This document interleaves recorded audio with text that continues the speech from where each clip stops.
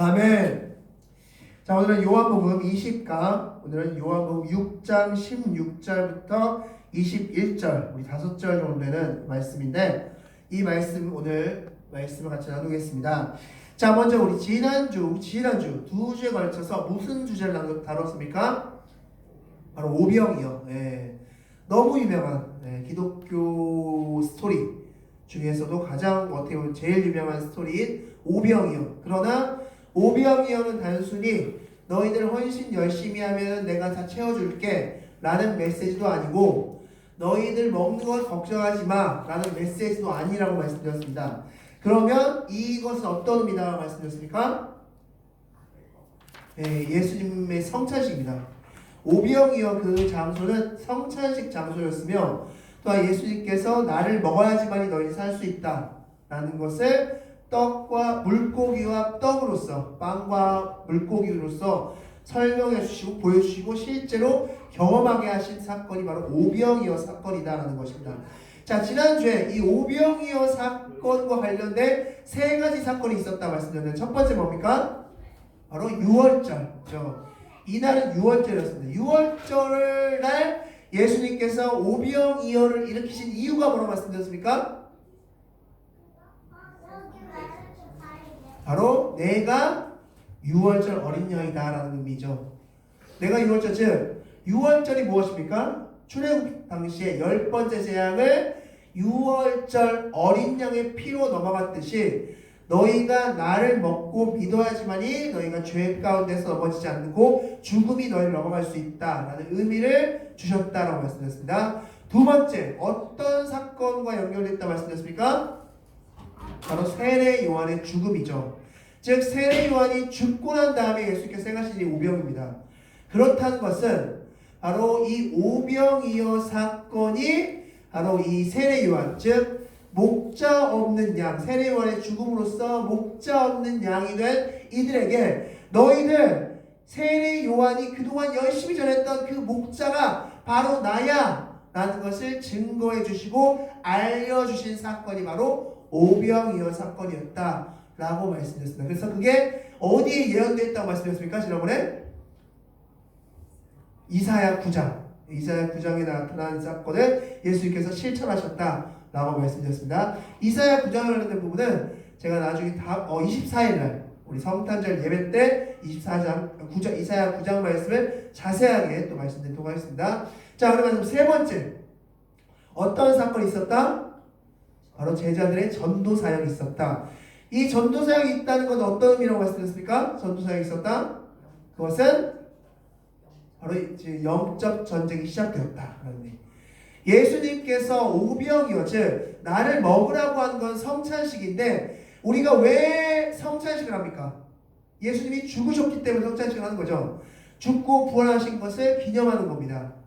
즉 이 성찬식을 하셨다는 것은 이미 예수님은 죽음을 각오하셨다는 것이고, 이 사건 즈음에 제자들로 하여금 전도 사역을 하게 하셔서 영적 전쟁이 이미 시작되었음을, 예수님에서 십자가 달리시는 그 영적 전쟁이 이미 카운트다운을 하고 있음을 제자들에게 말씀하신 겁니다. 이미 카운트다운이 시작됐어. 나는 이제 오병이어를 너희가 먹었듯이 내가 죽을 것이고 너희는 나를 평생 먹음으로써 영적 충만함을 얻어야 될 것이야. 이건 이미 시작되었어 라는 것을 가르쳐 주신 것이 바로 오병이어다 라고 말씀드렸습니다. 자, 이게 바로 오병이의 의미였고, 오늘은 너무나 또 유명한 사건 중에 하나죠. 바로 무리를 걸으신 사건입니다. 예수님께서 무리를 걸으신 사건.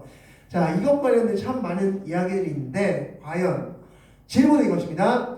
예수님께서는 왜 물 위를 걸으셨을까? 예수님께서 왜 물 위를 걸으셨을까?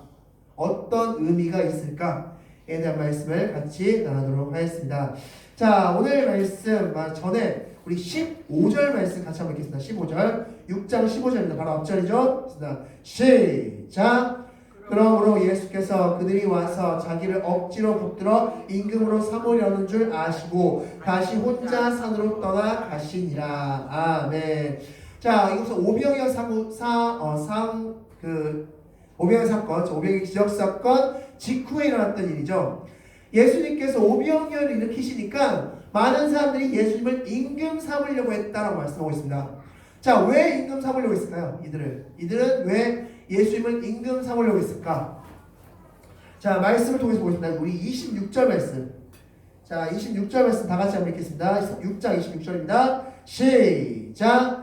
예수께서 대답하여 이르시되 내가 진실로 진실로 너에게 이르노니 너희가 나를 찾는 것은 표적을 본 까닭이 아니요 떡을 먹고 배부른 까닭이로다. 아멘. 또한 34절 말씀, 우리 34절 말씀 다 같이 읽겠습니다. 시작. 그들이 이르되 주여 이 떡을 항상 우리에게 주소서. 아멘.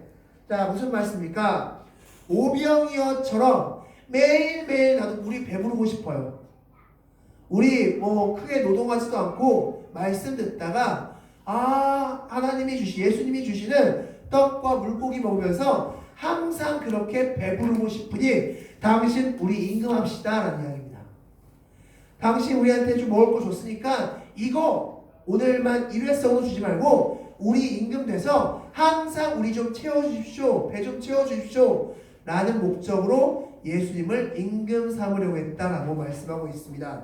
자, 그런 상황에서 예수님은 그들을 다 흩으셨습니다. 다 집으로 가게끔 하셨고 제자들도 배를 타고 가버나움으로 떠나게 하셨습니다. 자, 그리고 예수님은 홀로 나오셔서 다시 산으로 올라가셨다라고 말씀하고 있는데 왜 예수님은 다시 산으로 올라가셨습니까? 마태복음 14장 23절 말씀 보면 기도하러 가셨다라고 말씀하고 있습니다. 다시 기도하시려고 산으로 올라가셨습니다. 자, 그런 상황에서 어떤 일이 일어났느냐? 풍랑이 일어났다라고 성경은 기록하고 있습니다. 자, 오늘 본문 16절 말씀 다 같이 읽겠습니다. 시작. 저물매 제 아들이 바다에 내려가서. 아멘. 자, 이제 바다에 내려갔다고 말씀하고 있는데 지금 제자들의 목적지는 어딜까요? 지금 제자들이 배를 탔습니다. 목적지가 있을 텐데 목적지가 어디라고 방금 말씀드렸습니까? 가버나움입니다. 가버나움. 또 다른 성경에서는 게네사렛이라고 말씀하고 있는데 같은 지역으로 생각하시면 되겠습니다. 자, 이 벳세다 지금 오병이어가 일어났던 사건 지역은 벳세다라는 지역이고 지금 제자들이 배를 타고 가려고 하는 그 지역은 가버나움이라는 지역입니다. 자, 이 벳세다에서 가버나움이라는 곳, 자, 한번 지도를 통해서 보겠습니다. 자, 벳세다에서 가버나움. 이곳은 약 키로수로 13km 정도 떨어져 있는 지역입니다. 13km 정도 떨어져 있는 지역. 지금 강의 끝쪽을 가로질러서 배를 타고 가야 되는 그런 곳입니다. 지금 바로 그곳을 지금 이제 가려고 하는 겁니다. 자, 그런데 오늘 18절 말씀을 다 같이 한번 읽어보겠습니다. 18절 읽겠습니다. 시작. 큰 바람이 불어 파도가 일어나더라. 아멘. 갑자기 파도가 일어났습니다. 갑자기 큰 파도가 일어났고 마가복음 6장 48절 말씀 보면 바람이 배를 거스렀다라고 말씀하고 있습니다. 즉 배는 앞쪽으로 가야 되는데 바람이 지금 맞은편에서 막 불고 있는 앞쪽으로 맞대어서 불고 있는 겁니다. 그래서 아무리 노를 저어 가려고 해도 가지 못하는 상황. 그래서 성경에서는 19절 말씀 다 같이 한번 읽겠습니다. 19절 시작. 제 아들이 노를 저어 10여리쯤 가다가 예수께서 바다 위로 걸어 배를 가까이 오심을 보고 두려워하거늘. 아멘. 얼마 정도 진행했다고 말씀하고 있습니다. 성경에서 배를 타고 10여리쯤 갔다고 말씀하고 있어. 자, 우리 10여리 몇 킬로입니까? 키로수로? 그렇죠, 4km죠. 예. 약 4km 정도 간 겁니다, 지금. 즉, 총 길이가 13km인데 그 중에서 약 3분의 1 정도 열심히 노를 저어서 갔습니다. 거의 아침 될 때까지 열심히 갔는데 그게 4km밖에 못 간 겁니다. 바람이 워낙 세고 파도가 워낙 세니까. 자, 그런 상황에서 예수님께서 딱 하고 몰 위를 걸어서 제자들에게 왔습니다. 자, 그때 마태복음 14장 26절 말씀 보면 예수님을 뭐라고 표현했습니까? 유령이다 라고 표현했어요. 유령이다 라고 하고 예수님께서는 그 제자들의 이 말을 듣고 20절, 21절 말씀 다 같이 읽겠습니다. 20절, 21절 말씀. 시작. 이르시되 내니 두려워하지 말라 하신대 이에 기뻐서 배로 영접하니 배는 곧 그들이 가려던 땅에 이르렀더라. 아멘. 예수께서 나니까 걱정하지 마 라고 하고 예수께서 배를 타셨고 도착 지점이 가버나움까지 잘 갔다. 그리고 파도와 바람은 잔잔해졌다. 이게 바로 오늘 말씀의 스토리입니다. 자, 그럼 이제 본격적으로 질문 3가지를 통해서 오늘 본문의 숨은 의미를 지금부터 찾아보도록 하겠습니다. 첫 번째, 앞서 질문했던 오늘의 질문이었죠. 예수님은 왜 물 위를 걸으셨을까요? 뭐 간단하게 생각하면 배가 없었기 때문에 지금 배를 타야 되는데 배를 이미 쟤들이 타서 갔습니다. 그래서 쟤들한테 가야 되는데 배가 없으니까 물 위를 건넌다. 뭐 이렇게 생각할 수도 있고요. 그런데 재밌는 건 배를 타고 제자들을 가라고 했던 분은 예수님입니다. 그럼 예수님이 실수하셨나? 그래서 물 위를 걸으셨나? 자, 예수님은 왜 물 위를 걸으셨을까? 자, 먼저 정답을 말씀드리면 예수님이 물 위를 걸으신 이유는 내가 하나님이다라는 것을 증명하신 겁니다. 내가 곧 하나님이다. 자, 이에 대한 말씀을 지금부터 3구절 정도 찾아보도록 하겠습니다. 먼저 욥기 9장 8절 말씀입니다. 다 같이 읽겠습니다. 시작! 그가 홀로 하늘을 펴시며 바다 물결을 밟으시며. 아멘. 하나님에 대해서 욥이 설명할 때 뭐라고 표현하신가? 그는 바다 물결을 밟으시는 분이야 라고 말씀하고 있습니다. 하나님이라는 분은 바다 물결을 밟으시는 분이야. 또한 하박국 3장 15절 말씀 다 같이 읽겠습니다. 시작! 주께서 말을 타시고 바다 곧 큰 물의 파도를 밟으셨나이다. 아멘.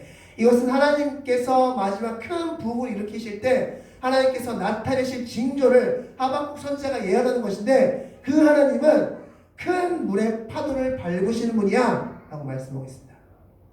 또한 시편 77편 16절 말씀 다 같이 읽겠습니다. 시작! 하나님이여 물들이 주를 보았나이다. 물들이 주를 보고 두려워하여 깊음도 진동하였고. 아멘. 하나님의 그 위대하심을 바라볼 때 물들도 떱니다. 물들도 두려워합니다 라고 말씀하고 있습니다. 자, 이 3절의 공통점은 바로 물 위를 걸으시고 물을 조종하신다는 거죠. 즉 예수님께서 물 위를 걸으신 것은 단순히 급박해서 혹은 제자를 도와주고 싶은 마음에 배가 없어서 이동수단이 없어서 물 위를 걸으신 것이 아니라 내가 곧 하나님이다 라는 것을 지금 제자들에게 말씀하시는 겁니다. 구약에 나타난 그 물 위를 걷는 하나님이라는 존재가 지금 나다.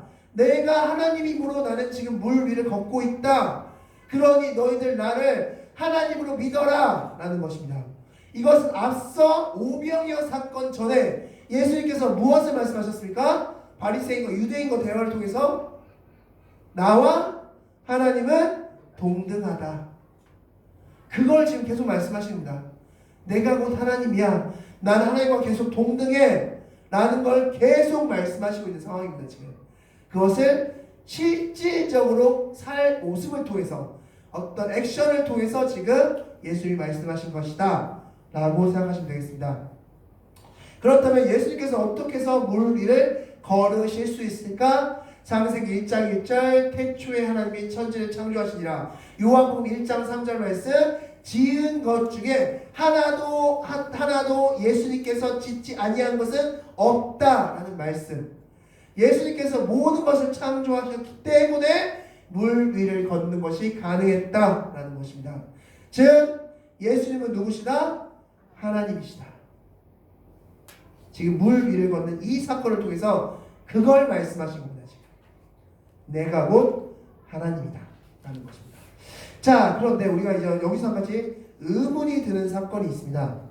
마태복음 14장 25절 말씀 보면 예수님께서 제자들에게 도착한 시간을 적고 있는데 밤 사경에 도착했다라고 말씀하고 있습니다. 밤 사경이 언제일까요? 밤 사경. 자, 밤 사경은 1경, 2경, 3경, 4경이 되는데 저녁 6시부터 3시간 단위로 끊어집니다. 즉 6시부터 9시까지는 1경, 저녁 9시부터 0시까지는 2경, 0시부터 새벽 3시까지는 3경, 새벽 3시부터 새벽 6시까지는 4경입니다. 그러면 밤 4경은 몇 시부터 몇 시입니까? 새벽 3시부터 6시까지. 즉 예수님께서는 지금 새벽 3시부터 6시 그 사이에 제자들에게 도착했다는 것입니다. 그러면 우리가 이렇게 질문해 볼 수 있겠죠. 예수님은 왜 늦게 나타나셨을까요? 예수님은 왜 늦게 나타나셨을까요? 아니 제자들이 그 벳세다에서 가보나 벳세다를 출발한 시간 성경에 물론 적혀있지 않지만 우리가 오병이어 사건이 배가 고팠을 때 일어난 사건임을 감안해 본다면 저녁 8시에서 9시쯤은 예수님 제자들이 출발했을 것으로 여겨집니다. 그러면 밤 4경쯤에 예수님이 도착했다고 말하면 제자들이 그 바다 위에서 갈릴리 호수 위에서 고생했던 시간은 대략 8시간에서 9시간 정도 될 겁니다. 즉 제자들이 열심히 노를 저으면서 왜 이렇게 배가 안 가지? 야 무섭다. 왜 파도가 이렇게 세? 하면서 무서워 벌벌 떨고 있을 때 예수님은 기도하고 계셨고 그 모습을 그냥 지켜보셨습니다. 그러다가 밤 4경쯤 되어서 제자들에게 나타나신 겁니다. 아니 금방 나타나시면 됐지. 왜 제자들이 조금 힘들어할 때쯤 나타나셔서 도와주시지? 왜 밤 4경 거의 아침 되기 직전에 나타나셨을까라는 것입니다. 자, 그런데 예수님께서요 늦게 나타나신 건 이번이 처음이 아닙니다. 우리가 너무나 잘 알고 있는 사건들, 말씀들 속에서도 예수님이 늦게 나타나신 말씀들이 있고 거기에 공통점들이 다 있습니다. 첫 번째, 누가복음 5장 5절 말씀, 누가복음 5장 5절 말씀 다 같이 읽겠습니다. 시작! 시몬이 대답하여 이르되 선생님 우리들은 밤이 새도록 수고하였으되 잡은 것은 없지만은 말씀에 의지하여 내가 그물을 내리리이다 하고 아멘.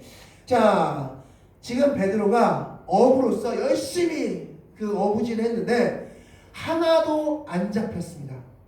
하나 잡혀서 지금 그 그물을 다 씻고 정리하고 야 이제 우리 가자라고 했는데 그때 다 끝났을 때 정리하고 다 끝나고 이제 집에 돌아가려고 하니까 늦지막히 예수님이 나타나셔서 깊은 데 가서 그물 던져봐 라고 하신 겁니다. 지금. 왜 늦지막히 오신 겁니까?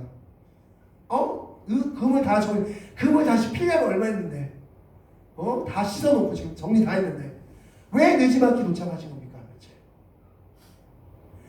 그 이유가 6절 말씀에 있습니다. 6절 말씀 보면 이렇게 말씀하고 있죠. 자, 베드로가 어떻게 고백합니까?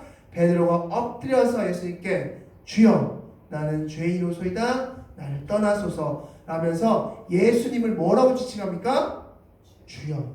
처음에 예수님 만났을 때 뭐라고 지칭했습니까? 선생님, 랍비어라고 지칭합니다. 즉 이 사건을 통해서 베드로는 예수님을 하나님으로 믿게 된 겁니다. 주님, 하나님으로 믿게 된 겁니다. 자, 그런 예는 또 있습니다. 요한복음 11장 6절 말씀인데요. 너무나 유명한 말씀이죠. 우리 다 같이 한번 읽겠습니다. 17절 말씀인데요. 시작! 예수께서 와서 보시니 나사로가 무덤에 있은지 이미 나으리라. 아멘. 자, 예수님께서 나사로의 죽음을 대한 이야기를 들으시고 그것이 단순히 자는 것이 아니라 죽은 것임을 알았음에도 불구하고 언제 도착하십니까? 사흘이 지나서야 늦지막히 이제 무덤에서 악취가 나고 이제 썩은 시체의 부패한 냄새가 나는 그때 도착하십니다. 그 마리아와 마르다가 얘기하죠. 예수님이 여기 계셨더라면 우리 오라버니가 죽지 않았을 텐데 아이고 좀만 일찍 오시죠. 왜 예수님이 늦게 오신 겁니까? 그거 다 아시면서 가장 사랑했던 나사로가 죽었는데 왜 늦게 오신 겁니까? 자, 그에 대해서 15절 말씀, 요한복음 11장 15절 말씀에서 이렇게 말씀하고 있습니다. 내가 이때 온 것은 너희로 나를 믿게 하려 함이라고 말씀하고 있습니다. 즉 믿음을 주기 위해서, 내가 참 하나님을 믿게 하기 위해서 온 것이다. 자, 두 이야기의 공통점이 뭡니까? 베드로가 금을 다 씻고 정리하고 이제 끝내려고 하는데 예수님께서 느지막이 도착하셔서 깊은 데에 그물을 던지라고 말씀하신 이유, 그래서 물고기를 어마무시하게 그물이 찢어질 정도로 잡게 하신 이유, 나사로가 죽고 나서 날 4일이 지나서야 겨우겨우 도착하셔서 우리 주님이 일찍 오셨더라면 우리 오버라버니가 죽지 않았을 텐데 라는 원망을 들어야만 했던 이유, 두 가지 다 이유가 무엇이다? 하나님을 믿게 하기 위해서. 그래서 늦게 의도적으로 일부러 오셨다라고 말씀할 수 있습니다. 그렇다면 다시 오늘 본문으로 돌아가겠습니다. 예수님께서 왜 늦게 오셨을까요? 하나님을 믿게 하려고. 제자들에게 내가 곧 하나님을 믿게 하려고 라고 말씀하고 있습니다. 이것을 우리에게 적용한다면 이렇게 적용할 수 있습니다. 여러분 인생 가운데서 왜 하나님 아직까지 안 오십니까? 왜 하나님 아직까지예요? 왜 하나님 이제도 응답이 없습니까? 라고 우리가 기다리는 그것의 배경에는 우리로 하여금 예수님이 하나님이심을 믿게 하기 위함이라는 것을 기억하시기 바랍니다. 여러분이 예수님을 하나님으로 믿게 하려고 나흘이 돼서야 도착하시는 거고, 그물이 다 씻고 정리해서 집으로 갈 때쯤 도착하시는 거고, 그리고 7시간, 8시간 노를 열심히 적고 힘이 다 빠졌을 때 물 위를 걸어서 오시는 겁니다. 예수님이 늦게 오시는 이유는, 하나님이 응답이 늦어지시는 이유는 하나님을 하나님으로 믿게 하기 위해서. 그러므로 우리가 그럼 해야 될 게, 이 말씀만 적용한다면 우리가 해야 될 건 뭘까요? 빨리 하나님 믿으면 됩니다. 그죠? 우리가 완전히 철저하게 엎드릴 때까지 기다린다 라고 생각할 수 있을 것 같습니다. 너가 나를 철저하게 하나님 믿을 때까지 기다린다는 겁니다. 너가 정말 나를 하나님으로 철저하게 믿느냐? 그때까지 열심히 우리 노를 져야 되고, 열심히 오빠의 안타까움을 울부짖어야 되고, 열심히 그물을 씻어야 되는 겁니다. 빨리 항복하면 항복할수록 하나님의 은혜는 여러분 인생 가운데 충만할 줄 믿습니다. 세 번째, 오늘 본문이 요한복음이 나오지 않지만 이 예수님께서 무리를 걷는 사건을 말씀을 마태복음과 마가복음, 요한복음에 있다가 이 마가복음에서 좀 이상한 말씀이 한 가지 있습니다. 마가복음 6장 48절 말씀 보면 예수님께서 제자들에게 도착하셨는데 성경에 어떻게 표현되어 있냐? 예수님이 지나가려고 하심에 라고 적혀 있습니다. 지나가려고 하심에. 예수님이 지나가신다? 우리가 얼핏 그냥 들으면 어떻게 생각합니까? 좀 이 강대상에서 어울리지 않는 표현이지만 우리 요즘 말로 쌩깐다고 하죠. 네, 무시한다. 마치 그런 것처럼 느껴집니다. 아니, 일껏 왔으면서 갑자기 지나가신다고? 제 아들이 이렇게 힘들어하는데 지나가신다고? 뭐야 예수님? 놀리는 거야? 라고 생각할 수 있습니다. 자, 질문이 이것이죠. 예수님은 왜 제 아들을 지나가시려고 했을까요? 왜 지나간다는 표현을 썼을까요? 자, 이건 역시 바로 예수님이 곧 하나님을 드러낸 사건이다 라고 말씀드릴 수 있습니다. 자, 말씀 통해서 보겠습니다. 출애굽기 33장 말씀입니다. 33장 12절 말씀 다 같이 읽겠습니다. 시작! 내 영광이 지나갈 때 내가 너를 반석 틈에 두고 내가 지나도록 내 손으로 너를 덮었다가. 아멘. 자, 모세에게 나타나실 때 그때 어떻게 모세에게 나타나신다? 모세에 지나가신다고 말씀하셨습니다. 내가 내 영광을 지나간다 라고 말씀하셨죠. 또한 열왕기상 19장 11절 말씀 다 같이 읽겠습니다. 시작. 여호와께서 이르시되 너는 나가서 여호와 앞에서 산에 서라 하시더니 여호와께서 지나가시는데 여호와 앞에 크고 강한 바람이 산을 가르고 바위를 부수나 바람 가운데 여호와께서 계시지 아니하며 바람 후에 지진이 있으나 지진 가운데서도 여호와께서 계시지 아니하며. 아멘. 바로 엘리야에게 하나님이 나타나실 때 그때 하나님께서 어떻게 나타나셨다? 지나가셨다는 말씀이었습니다. 엘리야가 이세벨의 협박에 고생하면서 하나님께 기도할 때 하나님께서 나타나셨는데 하나님께서 어떻게 나타나셨다? 지나가셨다는 말씀을 있습니다. 또한 욥기 9장 11절 말씀 다 같이 읽겠습니다. 시작. 그가 내 앞으로 지나시나 내가 보지 못하며 그가 내 앞에서 움직이시나 내가 깨닫지 못하느니라. 아멘. 욥이 한탄하면서 하는 말씀, 하나님께서 내 앞을 지나가셨다라고 말씀하셨습니다.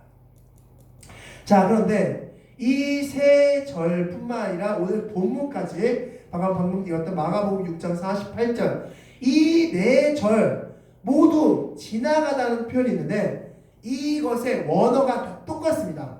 바로 아바르랍니다.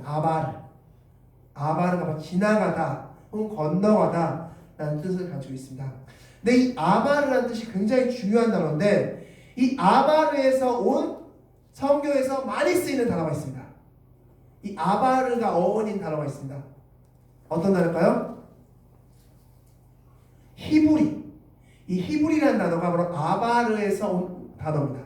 아바르가 원형인 단어. 우리 히브리는 어떤 뜻이죠? 이스라엘 민족을 어떻게 우리는 부릅니까? 히브리 민족이라고 부르죠. 히브리 민족. 이 히브리라는 단어가 그 뜻이 어떤 겁니까? 지나가다, 건너가다. 자, 그런데 또 하나가 있습니다. 이 아바르라는 단어가 쓰인 또 하나의 우리가 잘 아는 사람의 이름과 연관되어 있습니다. 여러분, 아바르 하면 딱 떠오르는 인물이 있으십니까? 아바르. 너무나 많이 들었던 가장 성경 유명한 사람입니다. 바로 아브라함. 이 아브라함이라는 이 이름 자체도 아바르에서 온 겁니다. 자, 아브라함은 창세기 12장 말씀에서 어디를 건너왔습니까? 내가 너의 본토 친척 아비 집을 떠나 내가 내게 지시할 땅으로 가라라고 했을 때 아브라함이 어디를 건너왔습니까? 요단강을 건너서 가나안 땅에 입성했죠. 즉 강을 건넌 겁니다. 아브라함. 이 아브라함은 마태복음 1장 1절 말씀에서 아브라함과 다윗의 자손 예수 그리스도의 계보라. 즉 이 민족 자체를 나타내는 인물이다라고 볼 수 있습니다. 그리고 그것은 또한 예수 그리스도를 나타내고 또 하나님 자신을 나타낸다. 즉 이 아바르라는 단어는 성경에서 하나님 자신을 나타내는 단어로 쓰입니다. 이 아바르라는 단어는. 그래서 이 아바르, 지나갔다는 의미는 정말 말 그대로 그냥 쉥 하고 마치 무시하듯이 그냥 쌩 하고 지나갔다 라는 뜻이 아니라 하나님을 드러냈다라는 의미로 보시면 됩니다. 하나님을 드러냈다. 그래서 하나님을 드러낸 그것을 관용구적으로 다 어떤 표현으로 지나갔다, 아바를 했다라고 표현하는 겁니다. 성경에서. 그러니까 진짜 여러분이 성경에서 하나님이 지나가셨어 라고 성경에서 나타난다면 하나님이 왜 무시해? 왜 사람 무시하고 지나가? 이렇게 오해하시면 안 되고 아바를 하셨다고? 그러면 이때는 하나님이 하나님을 나타내셨구나. 하나님을 나타내셨대. 이 절에서 엘리야에게 하나님을 나타내셨대. 욥에게 하나님이 자신을 나타내신 거래. 이렇게 해석하시면 됩니다. 자, 다시 말씀으로 돌아가면 제자들을 지나가셨다. 이것은 제자들을 무시하고 지나가셨다는 의미입니까? 아니죠. 제자들에게 하나님을 드러내셨다. 즉 다시 정리하면 이 예수님이 무리를 건널 사건은 예수님이 제자들에게 무엇을 드러낸 사건이다? 내가 하나님이야 라는 것을 드러낸 사건이다 라고 정리하시면 되겠습니다. 자, 그렇다면 마지막으로 이렇게 예수님께서 물리를 걸으시면서 내가 하나님이야 라는 것을 드러내셨을 때 어떤 반응이었을까? 두 가지 반응을 성경에서 적고 있는데, 먼저 마태복음에서는 14장 33절 말씀에 진실로 하나님의 아들이소노이다 라면서 예수님을 하나님의 아들로 고백하는 장면이 나옵니다. 이것만 보면 굉장히 해피한 얘기입니다. 예수님께서 정말 예수님의 의도대로 하나님을 잘 나타내셨나 보다, 잘 이해했나 보다 라고 생각할 수 있지만, 또한 마가복음 6장 52절 말씀 보면 이렇게 말씀하고 있습니다. 이들이, 제자들이 떡 떼시던 일을 깨닫지 못하고 라고 생각하고 있습니다. 재밌는 건 떡 떼시던 일을 기억하지 못하고 라고 적고 있지 않고 깨닫지 못했다고 말씀하고 있습니다. 여기서 떡 떼시던 일은 뭡니까? 앞서 오병이어 사건. 예수님이 자신이 하나님임을, 자신이 구원자임을 나타낸 사건인데 이걸 제대로 깨닫지 못했다는 겁니다. 지금. 그러니까 이 두 이야기를 섞어보면, 정리해본다면 이렇게 정리할 수 있을 것 같습니다. 즉, 뭔가 대단한 분은 대단한 분이야. 야, 무리를 걸었어. 뭔가 대단한 분인 건 알았는데 예수님이 왜 죽어야 되는지, 왜 십자가에 달려야 되는지, 그 오병이어 사건을 직접적으로 경험했음에도 그것은 제 아들이 알지 못했더라 라고 성경이 기록하고 있습니다. 그것을 제대로 알았다면 예수님께서 잡히시던 밤에 제 아들이 도망갔을까요? 드디어 이날이 왔구나 하면서 기뻐했겠죠. 근데 도망갔습니다. 왜? 떡 떼시던 그 일의 뜻을, 의미를 깨닫지 못했기 때문에. 여러분들은 떡 떼신 일의 의미를 정확히 깨달으시는 여러분들이 되시기 바라겠습니다. 말씀 정리하겠습니다. 오늘 물 위를 걸으신 예수님에 대한 메시지는 하나입니다. 내가 하나님 구원자다라는 겁니다. 이걸 예수님은 물 위를 걸으시면서 표현하신 것이다. 그러므로 우리도 하나님을 믿을 때 어떻게 믿어야, 예수 믿을 때 어떻게 믿어야 된다? 예수님이 하나님이시다, 구원자시다로 믿으셔야 된다고 합니다. 그냥 단순히 상상 속에 있는 어떤 뭔가가 아니라 참 구원자, 참 나를 구원해 주실 분, 내 모든 것을 다 구원하시고 인도하실 그 하나님, 천지창조의 하나님으로 믿으시는 그런 여러분들이 되시기 바라겠습니다. 기도하시겠습니다.